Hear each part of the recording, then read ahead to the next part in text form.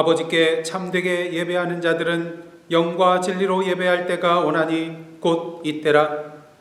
아버지께서는 자기에게 이렇게 예배하는 자들을 찾으시느니라. 하나님은 영이시니 예배하는 자가 영과 진리로 예배할지니라. 아멘.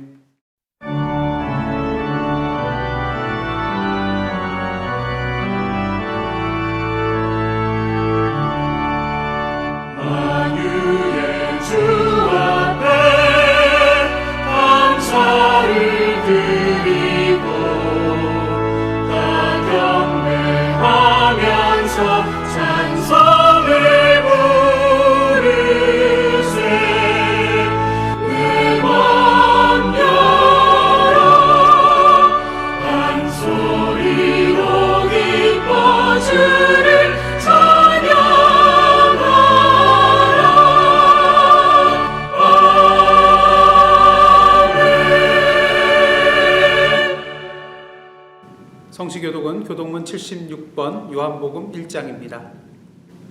태초에 말씀이 계시니라. 이 말씀이 하나님과 함께 계셨으니 이 말씀은 곧 하나님이시니라. 그가 태초에 하나님과 함께 계셨고 만물이 그로 말미암아 지은 바 되었으니 지은 것이 하나도 그가 없이는 된 것이 없느니라. 그 안에 생명이 있었으니 이 생명은 사람들의 빛이라. 빛이 어둠에 비치되 어둠이 깨닫지 못하더라. 참빛 곧 세상에 와서 각 사람에게 비추는 빛이 있었나니 그가 세상에 계셨으며 세상은 그로 말미암아 지은 바 되었으되 세상이 그를 알지 못하였고 자기 땅에 오매 자기 백성이 영접하지 아니하였으나 영접하는 자 곧 그 이름을 믿는 자들에게는 하나님의 자녀가 되는 권세를 주셨으니 이는 혈통으로나 육정으로나 사람의 뜻으로 나지 아니하고 오직 하나님께로부터 난 자들이니라. 말씀이 육신이 되어 우리 가운데 거하심에 우리가 그의 영광을 보니 아버지의 독생자의 영광이요 은혜와 진리가 충만하더라. 아멘. 다 함께 사도신경으로 우리의 신앙을 하나님 앞에 고백하시겠습니다. 전능하사 천지를 만드신 하나님 아버지를 내가 믿사오며 그 외아들 우리 주 예수 그리스도를 믿사오니 이는 성령으로 잉태하사 동정녀 마리아에게 나시고 본디오 빌라도에게 고난을 받사 십자가에 못 박혀 죽으시고 장사한 지 사흘 만에 죽은 자 가운데서 다시 살아나시며 하늘에 오르사 전능하신 하나님 우편에 앉아 계시다가 저리로서 산 자와 죽은 자를 심판하러 오시리라. 성령을 믿사오며 거룩한 공회와 성도가 서로 교통하는 것과 죄를 사하여 주시는 것과 몸이 다시 사는 것과 영원히 사는 것을 믿사옵나이다. 아멘.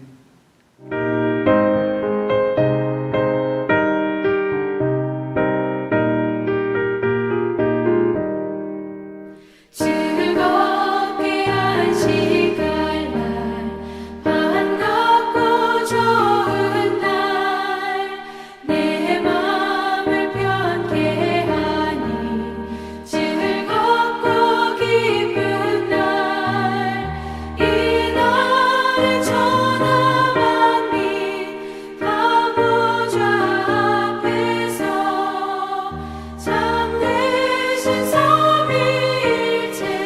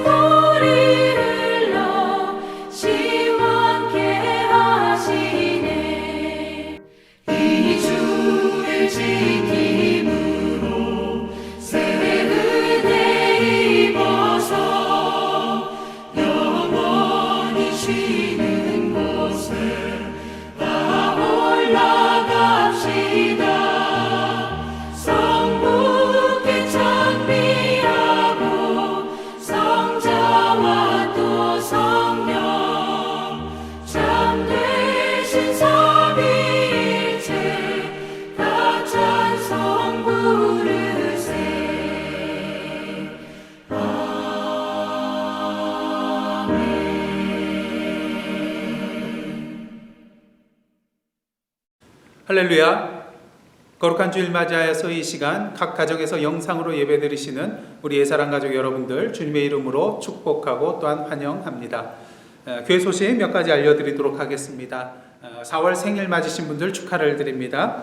우리 김경숙 권사님, 한선희 집사님, 신희숙 사모님 4월에 생일을 맞으셨습니다. 여러분들 축하해 주시고 또한 축복해 주시길 원합니다.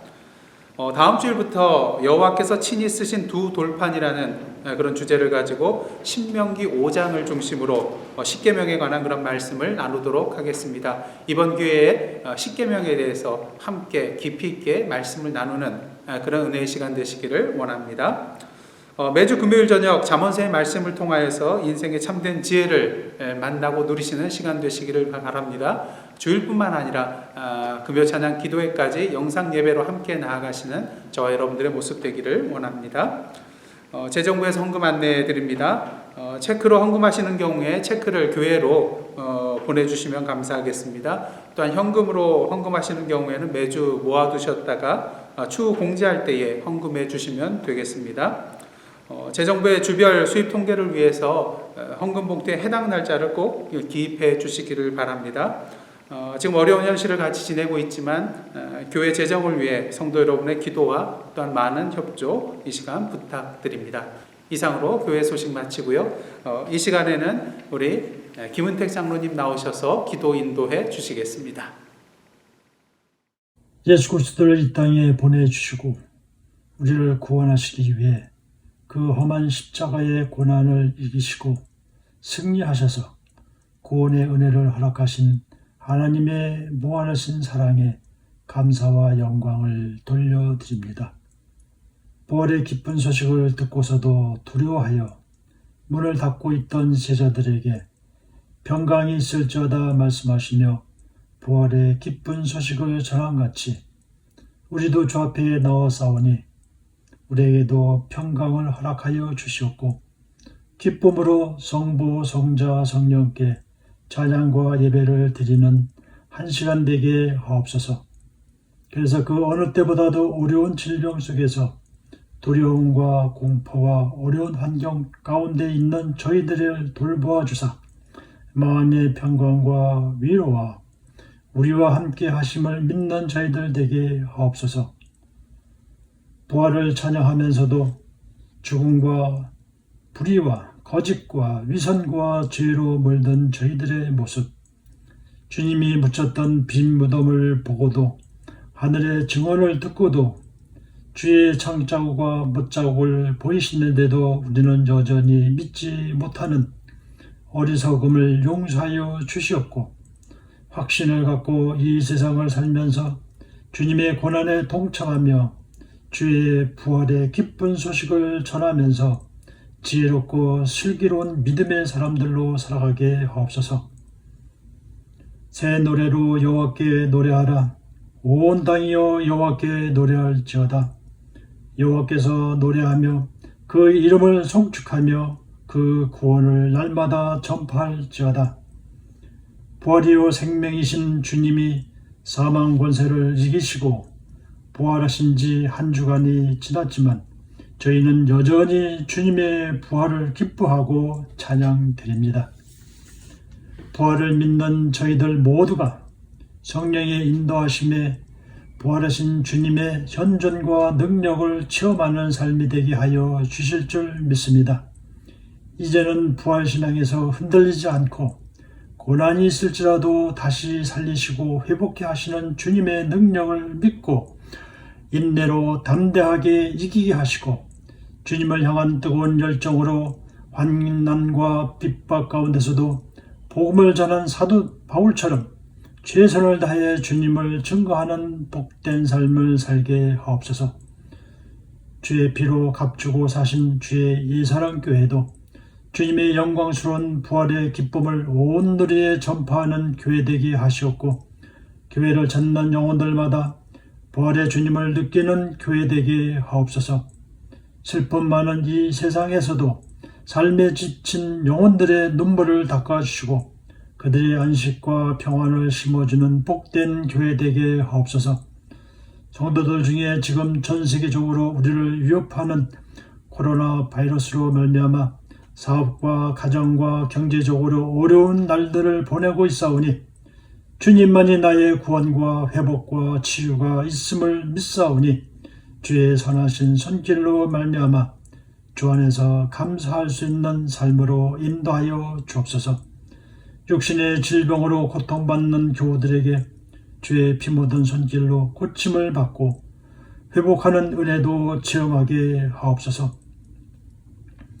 나는 여호와를 향하여 말하기를 그는 나의 피난처요 나의 요새요 내가 의뢰하는 하나님이라 하리니 이는 그가 너를 새 사냥꾼의 올무에서와 심한 전염병에서 건지실 것임이로다. 우리의 생사화복을 주관하시는 주님의 손길로 이 어려운 질병 속에서 우리의 죄과를 용서하여 주셨고 우리를 구원하여 주옵소서. 하루속히 이 질병을 소멸시켜 주셔서 질병의 공포와 위협과 죽음에서 건져 주셨고 경제 회복과 이어 죽은 자들의 영혼과 위족들을 위로하여 주셨고 이제는 주님만을 의지하고 예배하는 민족과 나라 되게 하옵소서. 이 시간 말씀으로 우리를 위로하시는 하목사님을 성령께서 붙잡아 주셨고 말씀에 기름 부어 주사 권능과 치유와 회복의 말씀 되게 하여 주셔서 우리 가운데 역사하시는 말씀으로 우리가 회복되고 성령의 사람들로 거듭나는 말씀 되게 하옵소서. 이 영상 예배를 드리는 곳마다 주의 은혜와 축복이 넘치기를 바라오며 우리를 구원과 부활로 인도하시는 예수님의 이름으로 기도하옵나이다. 아멘.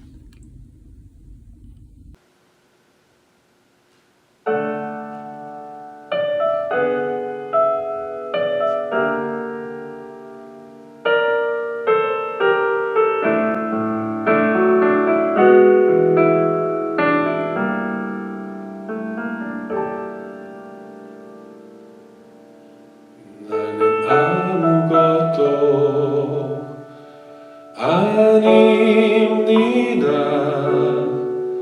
주님의 사랑이 없으면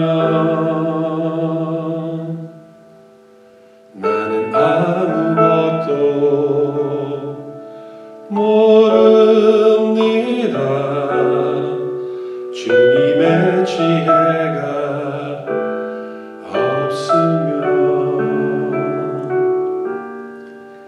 난 아무것도 못합니다. 주님의 능력이 없으면 난 한순간도 못 삽니다.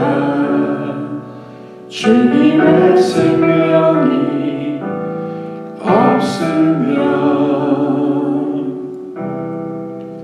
이제 내가 사는 건 아니요 그리스도 내 안에 사시니 오직 그의 생명이 나의 생명 나의 모든 날들도 주의 것 나는 오직 한 분 바랍니다. 나의 아버지 나의 구원 나의 주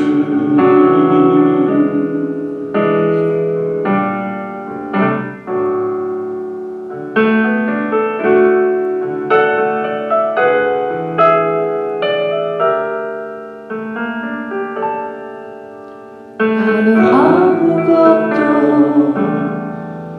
못합니다.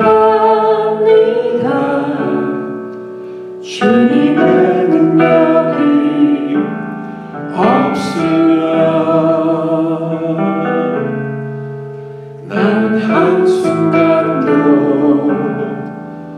못 삽니다.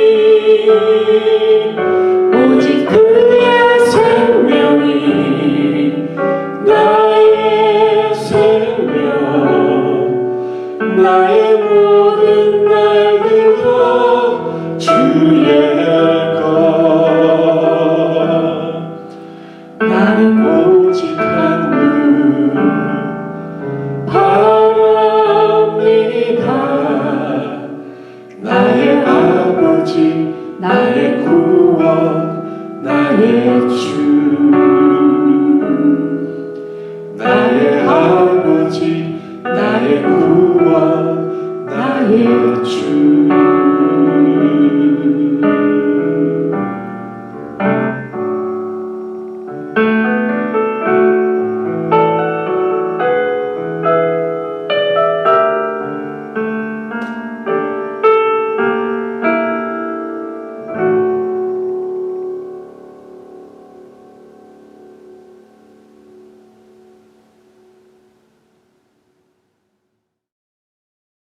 아멘.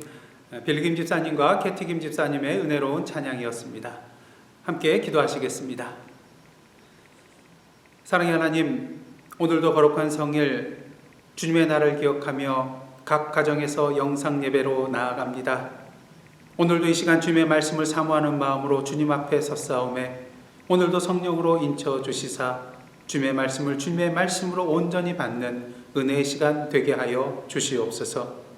예수님의 이름으로 기도드리옵나이다. 아멘. 오늘 이 시간 저희들에게 주신 하나님의 말씀은 요한복음 21장 15절로부터 22절까지의 말씀입니다. 저와 여러분이 한 절씩 교독하도록 하겠습니다. 그들이 조밥 먹은 후에 예수께서 시몬 베드로에게 이르시되 요한의 아들 시몬아 네가 이 사람들보다 나를 더 사랑하느냐 하시니 이르되 주님 그러하나이다. 내가 주님을 사랑하는 줄 주님께서 아시나이다. 이르시되 내 어린 양을 먹이라 하시고 또 두 번째 이르시되 요한의 아들 시몬아 네가 나를 사랑하느냐 하시니 이르되 주님 그러하나이다. 내가 주님을 사랑하는 줄 주님께서 아시나이다.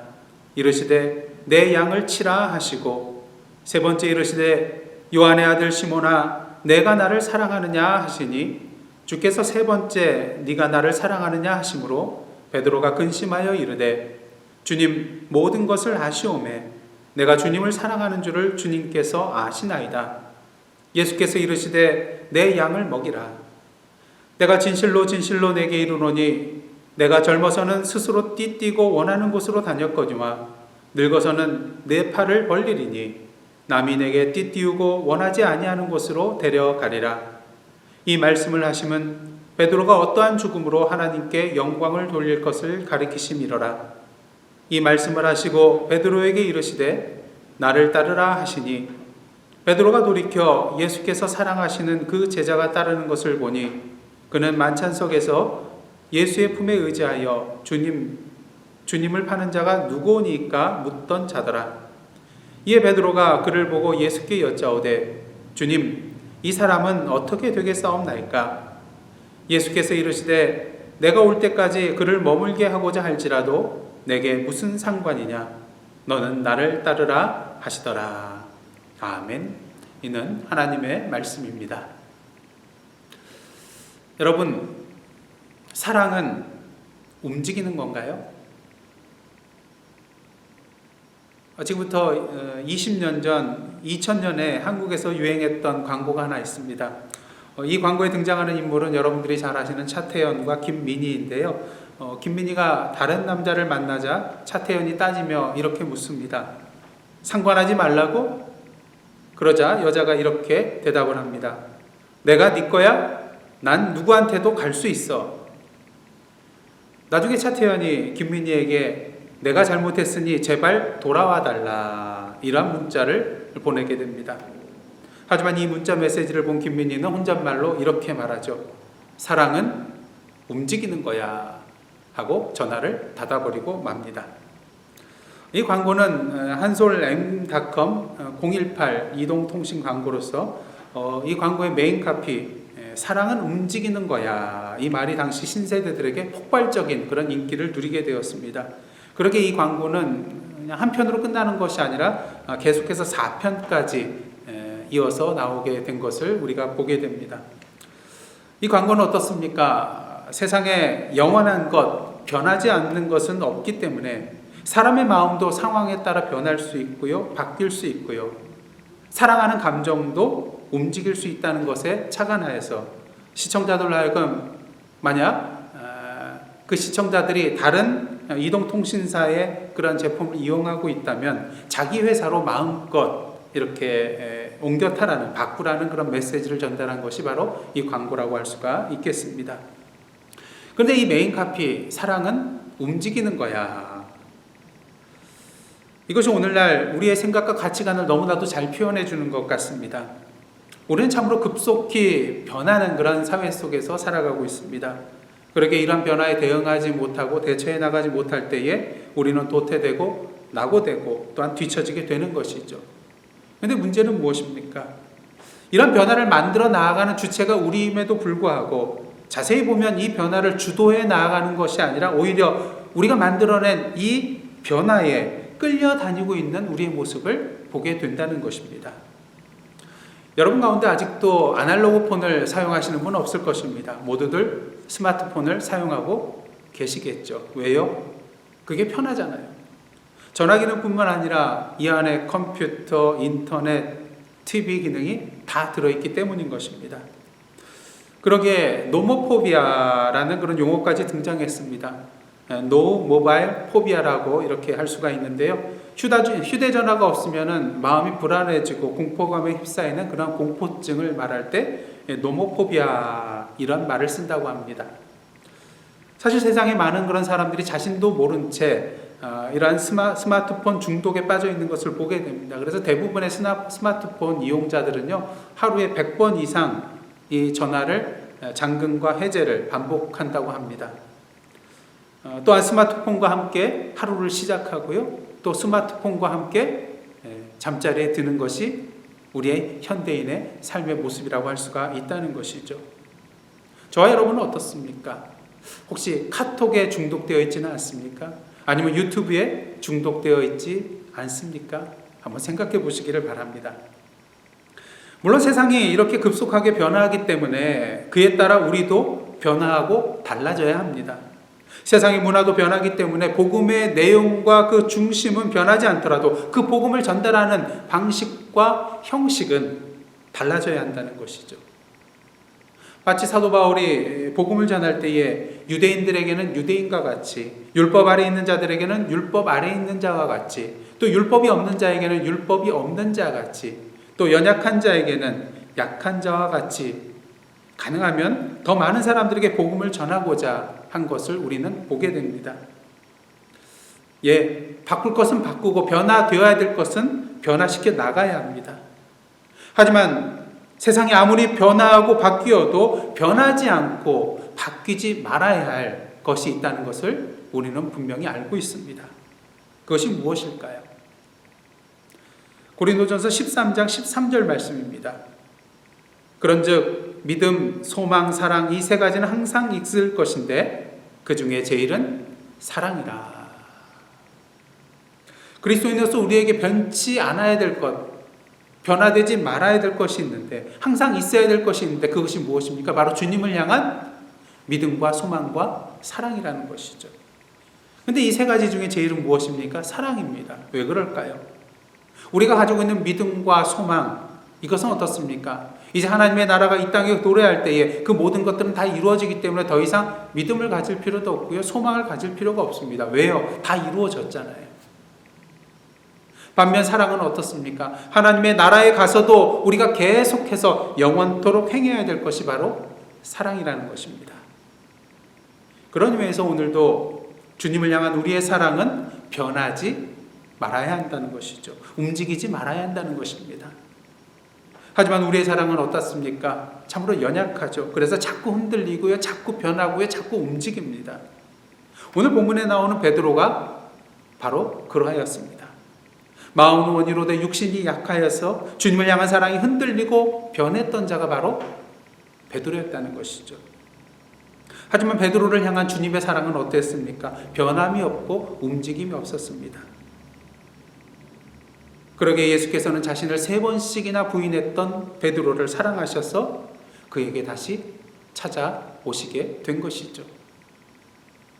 오늘 본문은 여러분들이 너무나도 잘 알고 있는 그런 내용입니다.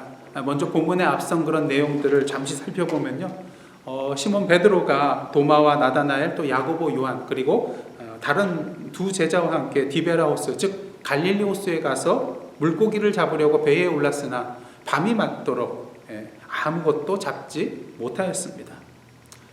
그러다가 날이 셀 무렵에 바닷가에서 부활하신 예수님께서 나타나셔서 거기에 서 계셨습니다. 근데 제자들은 그분이 바로 예수님이라는 것을 알지 못했죠. 예수님께서 그들에게 너희에게 고기가 얼마나 있느냐 묻습니다. 없나이다. 제자들이 대답합니다. 그러자 예수께서 다시 말씀하십니다. 그물을 배 오른편에 던지라. 그리하면 잡으리라.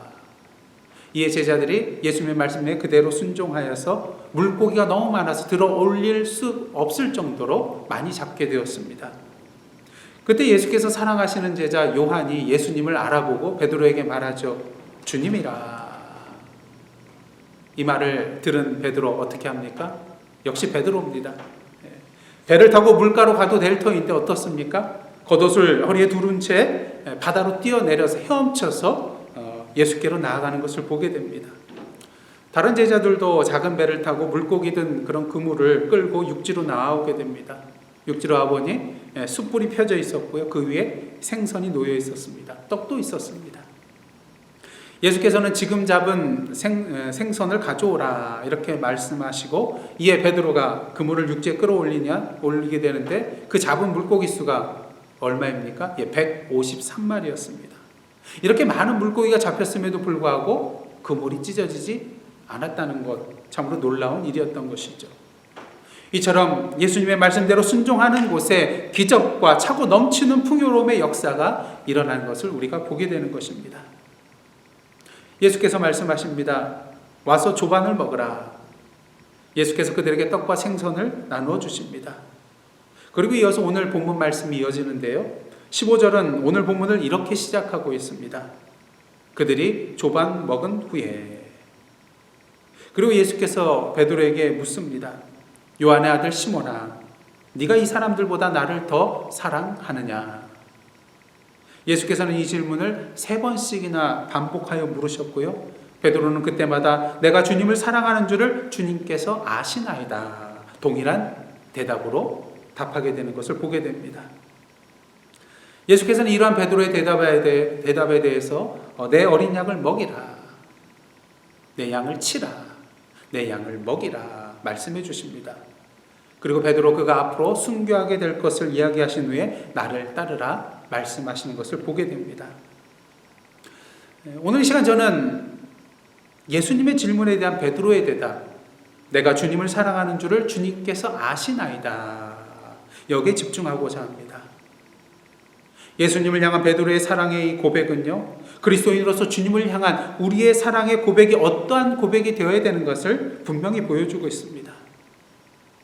오늘도 변하고 흔들리고 움직이는 이 세상 속에서 주님에 대한 우리의 사랑의 모습이 어떠한 사랑이 되어야 되는가, 참된 사랑의 모습을 우리에게 분명히 제시해주고 있다는 것이죠. 그런 면에서 크게 3가지로 함께 말씀을 나누도록 하겠습니다. 첫째로 주님을 향한 참된 사랑은 주님의 사랑을 받아들이는 것입니다. 사랑이라는 것은 상대방에게 무엇인가를 주는 것만을 의미하는 것이 아닙니다. 상대방의 사랑의 마음을 진심으로 받아들이는 것 또한 사랑의 구체적인 표현이라고 할 수 있기 때문이죠. 예수께서 베드로에게 나를 사랑하냐고 물으셨을 때 베드로의 마음은 천근만근 너무나도 무거웠을 것입니다. 오늘 본문의 상황을 보시면요, 예수께서 베드로를 처음 부르셨을 때의 그때의 상황과 너무나도 유사한 것을 보게 됩니다.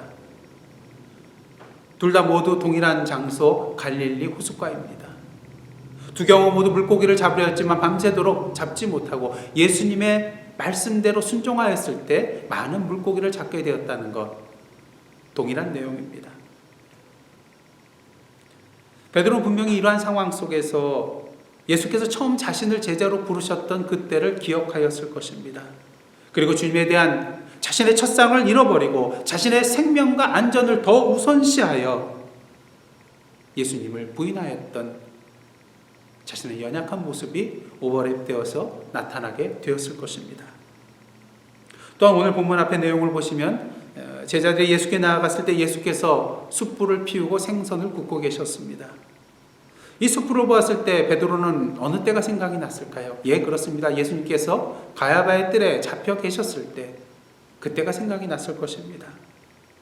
날씨가 추워서 사람들이 숯불을 피우고 쬐고 앉았고요. 베드로도 그 곁에 있었거든요. 요한이 예수님을 알아보고 주님이라 말하였을 때 베드로가 너무나도 기뻐서 바닷속으로 뛰어들어 헤엄치고 예수님께로 나아갔습니다. 하지만 정작 예수님 앞에 섰을 때 그는 아무 말도 할 수 없었을 것입니다. 왜요? 물론 주님께 회개하고 용서를 구해야 된다는 것은 알고 있었지만 어떠한 베드로입니까? 주님 보시는 자리에서 3번씩이나 예수님을 알지 못한다고 부인하였던 베드로. 그 베드로가 예수님 앞에서 무슨 말을 할 수 있었겠습니까? 그러게 예수께서 차려놓으신 그런 아침을 먹는 동안 정막이 흘렀을 것입니다. 사실 다른 제자들도 베드로와 동일한 그런 마음이었을 것이기 때문인 것이죠. 밤새도록 물고기를 잡으려고 노력하기에 지치고 허기진 그들이었을 것입니다. 하지만 떡과 생선이 제대로 넘어가지 않았을 것입니다. 드디어 조반이 끝나고 예수께서 베드로에게 말씀하십니다. 드디어 올 것이 왔습니다. 전에 베드로를 향하여 사탄아 내 뒤로 물러가라 호되게 책망하셨듯이 자신을 나무라고 꾸짖을 것을 예상하였을 것입니다. 그런데 웬걸요? 예수님께서 말씀하십니다. 요한의 아들 시몬아, 내가 이 사람들보다 나를 더 사랑하느냐? 책망의 말씀이 아니었습니다. 그리고 3번씩이나 동일한 질문을 반복하십니다. 이러한 예수님의 질문에 대하여 베드로는 가슴으로 뜨거운 눈물을 흘렸을 것입니다. 여러분, 우리에게 감동이 되는 참된 사랑의 용서는 어떠한 것일까요? 돌아온 탕자를 아무 말 없이 그저 안아주었던 아버지의 용서가 바로 참된 사랑의 용서입니다. 아무것도 묻지 않고요. 아무것도 따지지 않고요. 아무것도 훈계하지 않고요. 그냥 자신의 넓은 가슴으로 품어주고 안아주는 그것입니다. 왜요? 탕자가 돌아왔다는 것은 자신의 죄를 깨닫고 뉘우쳤다는 거잖아요. 훈계가 필요 없습니다. 질문할 필요가 없습니다. 다만 한 가지 필요한 것은 아무 말 없이 그 아들을 용서하여 주고 품어주는 안아줌입니다. 오늘 본문 속에서 예수께서 왜 베드로를 향하여 나를 사랑하냐고 물으셨을까요? 자신을 배반한 것을 모른다고 부인한 것을 책망하시고자 합니까요? 결코 그렇지 않습니다. 예수께서는 베드로로 하여금 3번 사랑을 고백하게 함으로써 당신을 3번 부인하였던 그 모든 죄책감으로부터 완전히 자유로워질 수 있도록 배려를 해 주신 것이었던 것이죠. 같은 질문을 3번 반복하신 예수님, 이러한 예수님의 사랑과 배려와 용서의 마음을 베드로는 분명히 알았을 것입니다. 그러게 베드로가 대답하죠. 주님, 그러하나이다. 내가 주님을 사랑하는 줄 주님께서 아시나이다. 이 대답은 1차적으로 무엇을 의미합니까? 나의 연약한 사랑은 변하고 움직였지만 그럼에도 불구하고 여전히 자신을 사랑하여 주시는, 변하지 않고 움직이지 아니하는 주님의 참된 사랑을 받아들이겠다는 것이죠. 예수님이 이러한 베드로의 고백에 대하여 분명히 기뻐하셨을 것입니다. 당신의 사랑을 제대로 이해하고 받아들였기 때문인 것이죠. 여러분, 진정 주님을 사랑하시나요? 그렇다면 내가 주님을 향하여 무엇인가를 드리기에 앞서서 베드로와 같이, 베드로 같은 나까지도 사랑하여 주시는 주님의 변함없는, 움직이지 않는 그 사랑을 받아들이는 것을 먼저 하시기 바랍니다. 참된 사랑이란 주님의 사랑을 받아들이는 것입니다. 그 다음 둘째로 주님을 향한 참된 사랑은 움직이지 않는 것입니다. 오늘 본문의 베드로의 고백을 보면 베드로가 달라졌음을 보게 됩니다. 그 이전의 베드로의 모습은 어떤가요? 최후의 만찬 이후에 예수께서 제자들을 향하여 말씀하십니다. 오늘 밤에 너희가 다 나를 버리리라. 이에 베드로가 말합니다. 모두 주를 버릴지라도 나는 결코 버리지 않겠나이다. 예수께서 말씀하시죠. 오늘 밤 다 굴기 전에 네가 3번 나를 부인하리라. 베드로가 말합니다. 내가 주와 함께 죽을지언정 주를 부인하지 않겠나이다. 이렇게 항상 자신감이 넘쳐나는 베드로였습니다. 다른 사람은 몰라도 나는 다르다고 생각했던 것 같습니다. 요한복음 1장 42절에 보시면 예수께서 베드로를 향하여 이러한 말씀을 주고 계십니다. 네가 요한의 아들 시몬이니 장차 게바라 하리라. 게바는 번역하면 베드로입니다. 베드로라는 말은 반석이란 뜻을 가지고 있죠. 중요한 것은 예수께서 장차 게바라 하리라 말씀하셨지 지금 게바라고 말씀하신 것이 아니라는 것입니다. 하지만 복음서에 나타나는 그런 베드로의 행위를 보면은 자신이 지금 반석인 양 행동하고 있는 그의 모습을 보게 됩니다. 한마디로 교만하였다는 것이죠. 세탁소에 새 옷걸이가 들어옵니다. 그러자 그 새 옷걸이를 향하여서 선배 헌 옷걸이가 충고를 한마디 해줍니다. 너는 옷걸이라는 사실을 항상 잊지 말길 바란다. 왜 옷걸이라는 것을 그렇게 강조하시나요? 새 옷걸이가 묻습니다. 선배 옷걸이가 말합니다. 잠깐씩 입혀지는 옷이 자기의 신분인 양 교만해지는 옷걸이들이 이 세상에 너무나도 많이 있기 때문이란다. 베드로는 교만하였습니다. 마치 자기가 무엇이 된 양 의기양양해하며 뭐든지 자신 있게 나서는 자가 베드로였습니다. 물론 주님께서 우리에게 담대하라고 말씀하셨습니다. 하지만 다 이유가 있습니다. 우리가 세상을 이긴 것이 아니라 우리가 믿고 의지하며 나아가는 그 주님께서 세상을 이기셨기 때문인 것이죠. 하지만 베드로는 자신을 믿었습니다. 내가 할 수 있다는 것이에요. 하지만 그의 이러한 자신감은 그의 고백 이후 채 몇 시간이 지나지 않아 산산조각이 나게 되는 것을 보게 되는 것입니다. 그러게 이제 베드로는 오늘 주님의 질문에 대하여 이전처럼 자신 있게 내가 주님을 사랑합니다 이렇게 말하지 않습니다. 조심스럽게 말하죠. 내가 주님을 사랑하는 줄을 주께서 아시나이다. 그런데 이것이야말로 베드로의 참된 사랑의 고백이라고 할 수가 있습니다. 베드로의 이 고백은 이렇게 표현할 수 있을 것입니다. 제가 아무리 호언장담을 하였어도 주님을 버리고 도망가며 주님을 부인할 것을 아셨던 예수님, 모든 것을 다 아시는 주님께서 이제 제가 진정으로 주님을 사랑하는 것을 알고 계실 줄 믿습니다.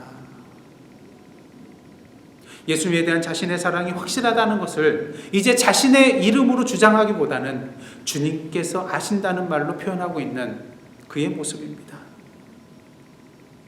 여러분, 어떤 것이 더 확실한가요? 내가 보증합니다. 이 말일까요? 아니면 주님 알고 계시죠? 이 말입니까?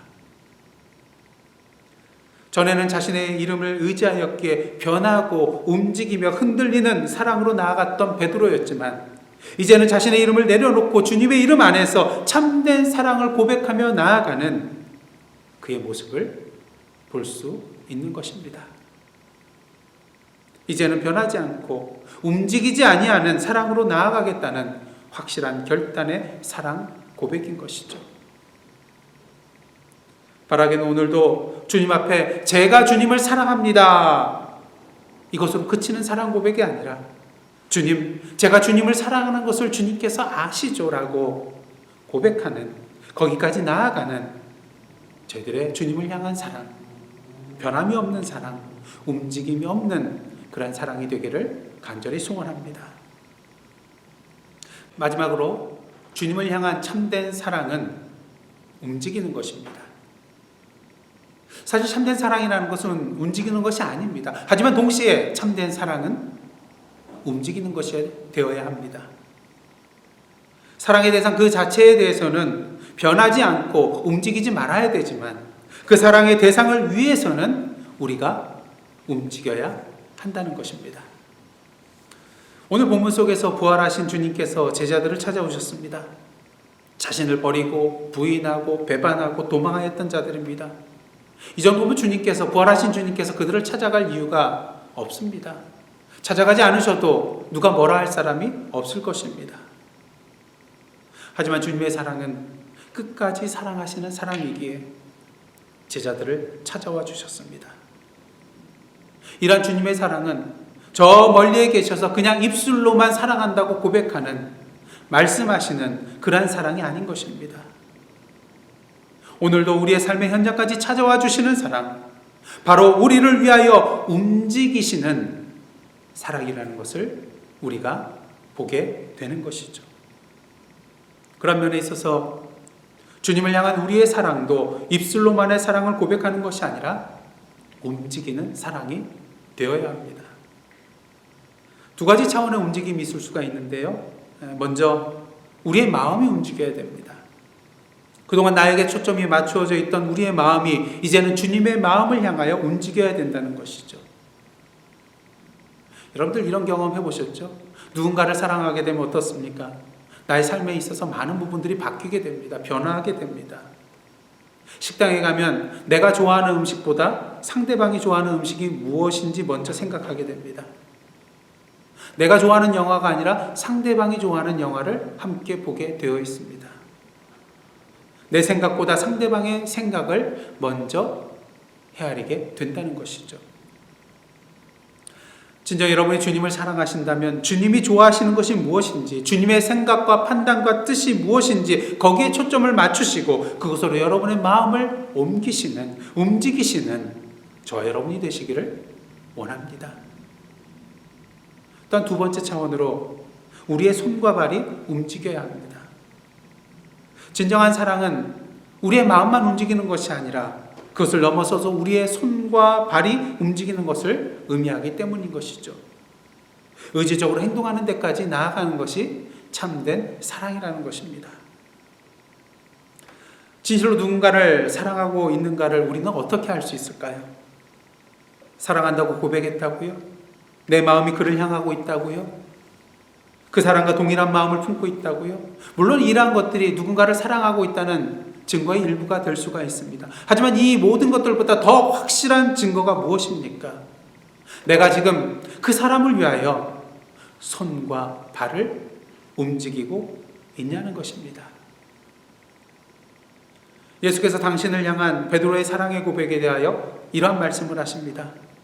내 어린 양을 먹이라. 내 양을 치라.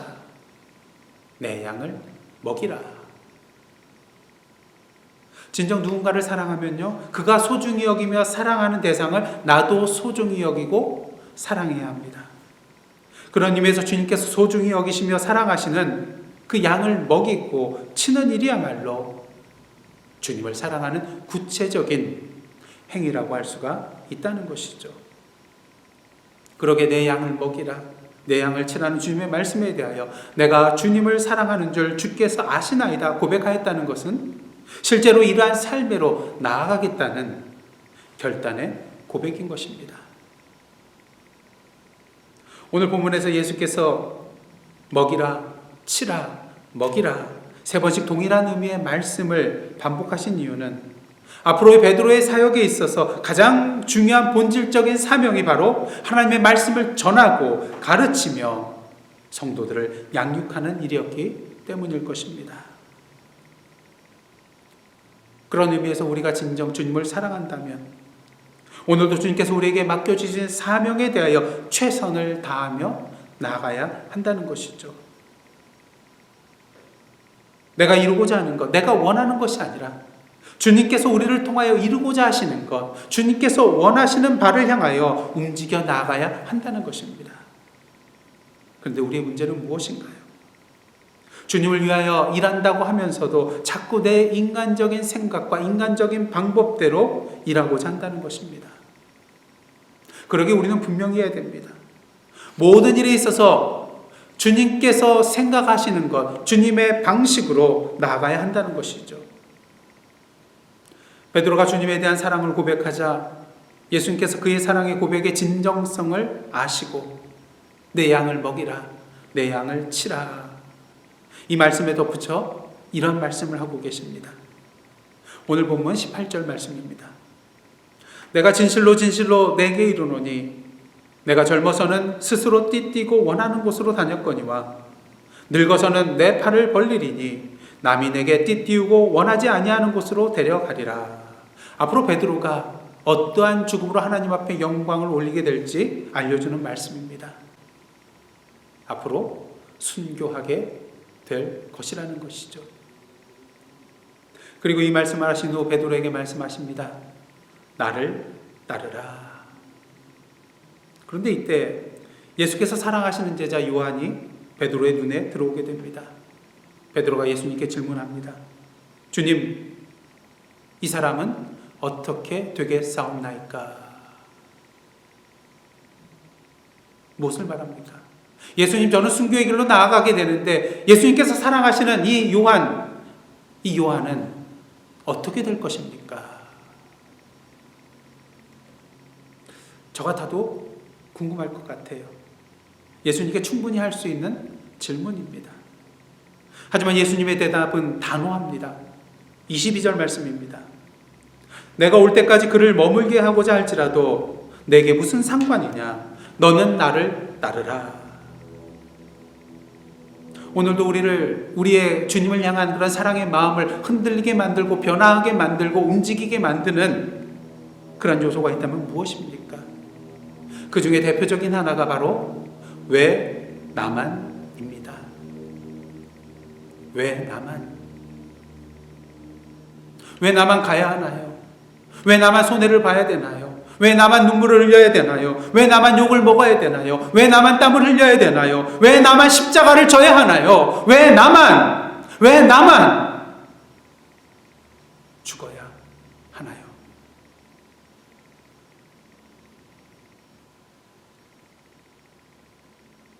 하지만 이러한 생각은 여전히 예수님의 생각과 말씀보다 나 자신의 생각을 기준으로 삼는 불신앙의 모습입니다. 그러게 오늘 본문을 통하여 주님께서 말씀하십니다. 진정 나를 사랑하느냐? 그렇다면 다른 사람이 어떠한 길을 가든지 내게 무슨 상관이냐? 너는 나를 따르라. 너는 나를 따르라. 사랑하는 예사랑 성도 여러분, 진정 주님을 사랑하시나요? 그렇다면 이제 우리의 삶으로 대답할 차례입니다. 기도하시겠습니다. 하나님, 베드로와 같은 저희들을 사랑하셔서 오늘도 우리를 친히 찾아와 주시어 용서하여 주시고 사랑으로 안아주시는 주님 앞에 베드로와 같이 우리의 삶을 통하여 주님께 참된 사랑을 고백하며 하나님의 영광 드러내는 저희들의 삶 되게 하여 주옵소서. 예수님의 이름으로 기도드리옵나이다. 아멘.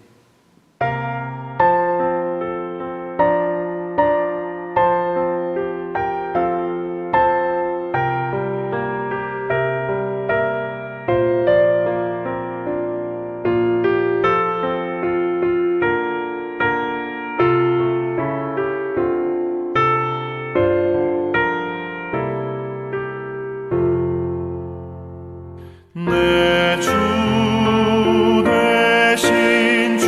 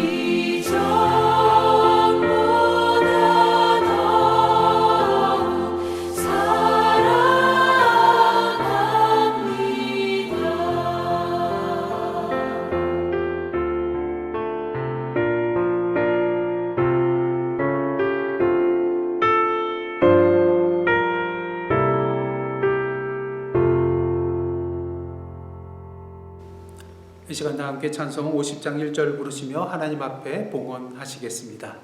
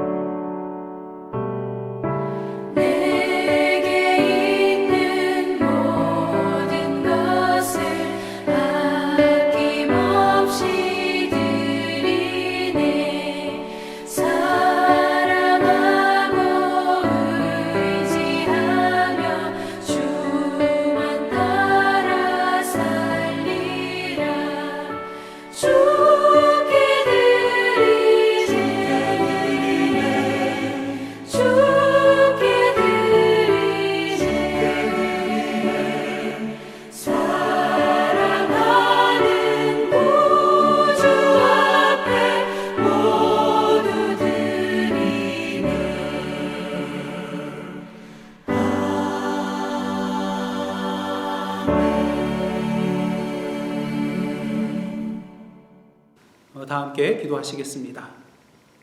하나님, 지난 한 주간 부활의 기쁨과 소망 가운데 저희들을 인도하여 주시고 부활의 주님과 함께 승리하며 나아갈 수 있도록 인도하여 주심에 감사드립니다. 이 시간 저희들을 안아주시고 사랑하여 주신 주님의 은혜에 감사한 마음으로 우리의 예물과 우리의 삶을 사랑의 마음으로 주님께 올려드리오니 기뻐 흠양하여 주시고 이 물질이 사용되는 곳마다 우리의 마음과 손과 발이 닿는 곳마다 주님의 참된 사랑과 생명의 빛이 드러나게 하시고 주님의 영광 드러나게 하옵소서. 지금 이 지구촌은 하나님의 생명과 치료와 회복의 손길을 기다리고 있습니다. 오늘도 성령으로 임하여 주시사 세상이 줄 수 없는 당신의 참된 평안함으로 채워주시고 이 어두운 질병과 죽음과 두려움 속에서 저희들을 구원하여 주옵소서. 이제 새로운 한 주간 살아가게 됩니다. 영역 간의 강건함을 허락하여 주시고 우리의 삶의 모든 문제 가운데 참된 지혜와 능력으로 임하여 주옵소서.